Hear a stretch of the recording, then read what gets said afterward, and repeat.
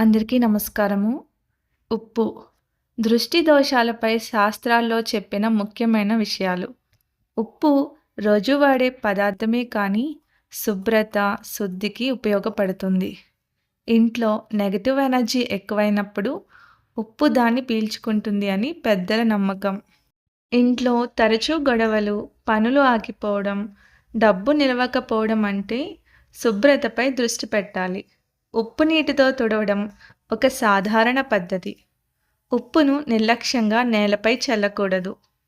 పడిపోయిన ఉప్పును కాలితో తొక్కకూడదు. రాత్రివేళ ఉప్పును అప్పుగా ఇవ్వకపోవడం మంచిది. ఇది మన సాంప్రదాయంలో ఉన్న జాగ్రత్త మాత్రమే. చిన్నపిల్లలకు దృష్టి అంటుకుందని అనిపిస్తే ఉప్పుతో తల చుట్టూ తిప్పి పారవేయడం చేస్తారు. ఇది మన పెద్దలు పాటించిన పద్ధతి. ఉప్పును దేవుని పూజలో నేరుగా ఉపయోగించరు. ఇది పూజా పదార్థం కంటే శుభ్రతకు సంబంధించినది. వారానికి ఒకసారి ఉప్పు నీటితో ఇంటి ముందు తుడవడం సరిపోతుంది. అంతేకాకుండా నీటిలో కొద్దిగా ఉప్పు, పసుపు వేసి ఇంటి లోపల కూడా తడిగుడ్డ పెడితే ఇంటిలో ఉన్నటువంటి దరిద్రం బయటకు వెళ్ళిపోతుందండి. తప్పకుండా చేయండి. రోజు చేయాల్సిన అవసరం అయితే లేదు. ఉప్పు దానం చేయడం కూడా కొందరు పాటించే ఆచారం. దానం చేసేటప్పుడు నిశ్శబ్దంగా, నమ్మకంతో చేయాలి. ముఖ్యమైనది ఒక్కటే, ఉప్పు కంటే మన ప్రవర్తన, మాటలు, శుభ్రతే ఎక్కువ ప్రభావం చూపిస్తాయి. శుభ్రంగా జీవించడం, మంచిగా మాట్లాడటం ఇవే అసలైన దృష్టి దోష నివారణ మార్గాలు. ఉప్పు ఒక సహాయకం మాత్రమే. భయపడాల్సిన అవసరం లేదు.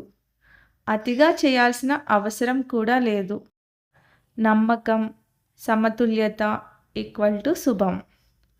ఉప్పు వల్ల దృష్టి మాత్రమే కాదు, మనసులో భారం కూడా తగ్గుతుంది.